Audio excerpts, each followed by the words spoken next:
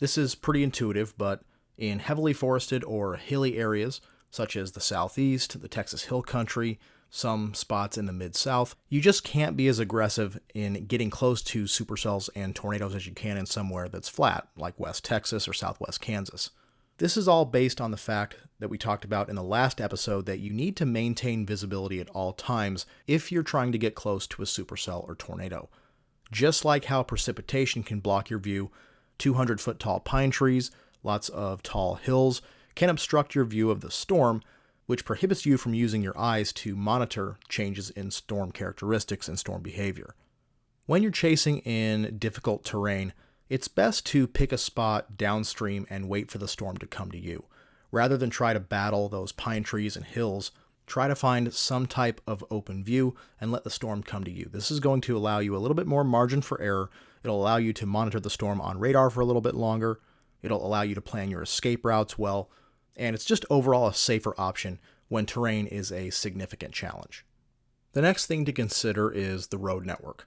Obviously, a gridded road network is best, where you have roads basically every single mile, both from west to east and from south to north, giving you kind of a checkerboard pattern. This is obviously best because you can take pretty much any road at any time, and it makes navigating around supercells a little bit easier.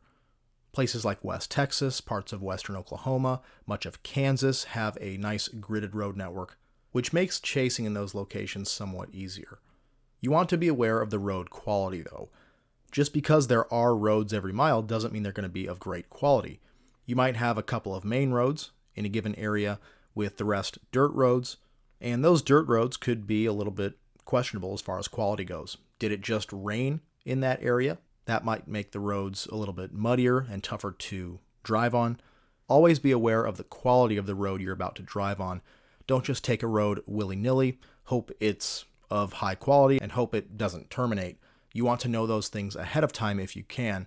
And even just before you're about to turn on a given road, just give it the eye test. Does it look okay to drive on? Are there maybe some muddy spots or some standing water spots around there? Are there deep tire tracks? That might mean that the road is slightly questionable as far as quality goes. The last thing you want to do is get stuck on a dirt road that's turned to mud in front of a tornadic supercell. If you have any doubt about a given road, just find another one or stay on paved roads at all times. The Chaser Academy is the best deal in storm chasing. Click the join button below this video and find out why. One of my biggest screw-ups in my chasing career occurred in 2019 in West Texas, just south of Lubbock.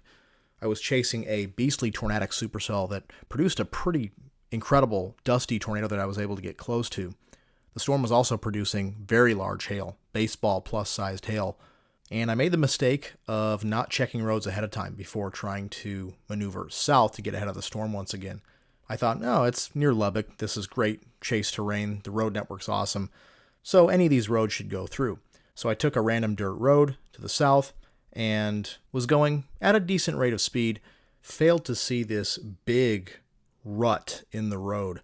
My car slammed into it, cracked the radiator. Fortunately, the car was not disabled, but to make matters worse, the road dead-ended. So I had to turn back toward the hail core that was coming right at me, and at that point I couldn't really do much, so I had to pull into the driveway of a random house out there that had a big RV. I took shelter right beside the RV in my car, got pelted by large hail, and that was a big mistake. A very expensive mistake at that. So the moral of the story is always plan out your escape routes ahead of time. Make sure the roads that you're taking are of good quality. Even if the road network is good in your area, make sure those roads that you're taking are of high quality and won't get you stuck in front of a tornadic supercell like I did. Now, of course, not all road networks are gridded. Sometimes roads will be few and far between. Places like southeast Wyoming, parts of the Nebraska Sandhills, South Dakota. This makes it much more difficult to effectively navigate around a supercell like you would if you were in a good road network. Oftentimes you'll have to choose between getting close to the storm now and then risking possibly losing the storm, or the storm potentially decreasing in intensity by the time you intercept it again, or waiting downstream, watching the storm at a much greater distance but having more time with the storm. This is a reason why knowing what kinds of changes in storm behavior can signal tornadogenesis, or that tornadogenesis may not be imminent. Maybe if you're someone who likes to get close to tornadoes and you see signs that the storm is about to undergo tornadogenesis and you have an opportunity to get close, maybe go ahead and take that opportunity, sacrificing a longer duration with the storm, but getting that close-up intercept before you'd have to battle the poor road network. You always want to try to reposition as the storm is cycling, or as it's kind of going through a down phase. That way you can be ready to go when the storm decides to produce a tornado once again. Another thing you have to pay attention to is river crossings. This is especially important if you're chasing in the southeast or the mid-south or midwest, where you have the Mississippi and Ohio rivers. And this also applies to areas with smaller rivers as well. But in a lot of cases, river crossings can be few and far between, so it's something you have to plan for even before your storm chase begins. As an example, I've plotted out all of the river crossings for the Mississippi River from New Orleans all the way up to about the Cape Girardeau, Missouri area. And you can see that they're pretty widely spaced. For example, this one here, this is the Greenville, Mississippi crossing. This is the Helena, Arkansas crossing. As the crow flies, it's about 90 miles in between these two crossings. And for actual drive time, it's just under 2 hours between those 2 points. So if you're chasing a supercell in this area, you're going to have to really make a tough decision of which river crossing to use. For setups that straddle a large river with few crossings, I always like to initially set up just on the downstream side of the river relative to storm motion. So for example, let's say our target area straddled the Mississippi-Arkansas border region between those two crossings. And let's say our storms were expected to move from southwest to northeast. I would try to set up just on the east side of the river so that we don't have to worry about which crossing to choose. We're already on the east side of the river. So that means we may have to play a little bit farther downstream of storms that develop on the Arkansas side, but at least it takes out the extreme hassle of having to choose one of these river crossings if we started on the west side of the river. If at all possible, avoid chasing in urban areas. There are several reasons for this, with heavy traffic, of course, being one of them. Severe storms tend to happen in the late afternoon to early evening time frame, which coincides with rush hour, and just in general, even a little bit of rain can make driving conditions more hostile, especially for the general public, let alone significant severe weather.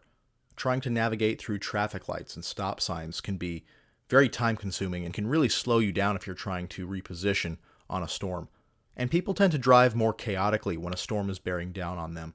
I've seen on multiple occasions in metro areas that people tend to drive much more quickly. They tend to run red lights and stop signs, which is understandable. They're trying to get home to protect their lives and property if, say, a tornadic supercell is bearing down on them.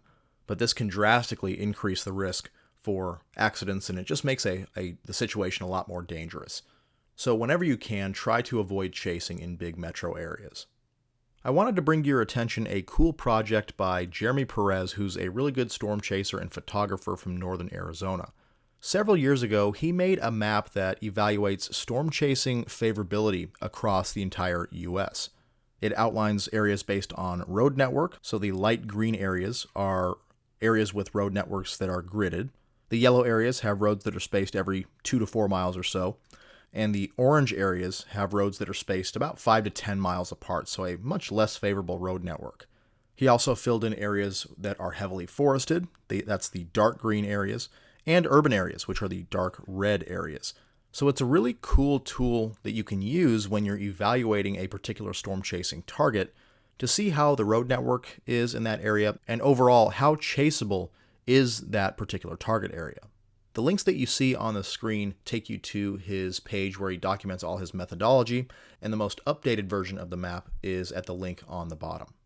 And one final tip for you, always scout out your potential target area ahead of time using things like Google Maps or Google Earth. It's just a way to get better prepared, especially for areas that you've never chased in before, and you can get a good idea of the terrain, whether it's pretty flat or whether it might be hilly or very forested, and the road network, whether it's a gridded road network, whether it might be a little bit sparse as far as roads go, and it can at least give you a start on strategizing how you might want to attack chasing in that given area. Remember to check out those links in the description below, and then watch another video.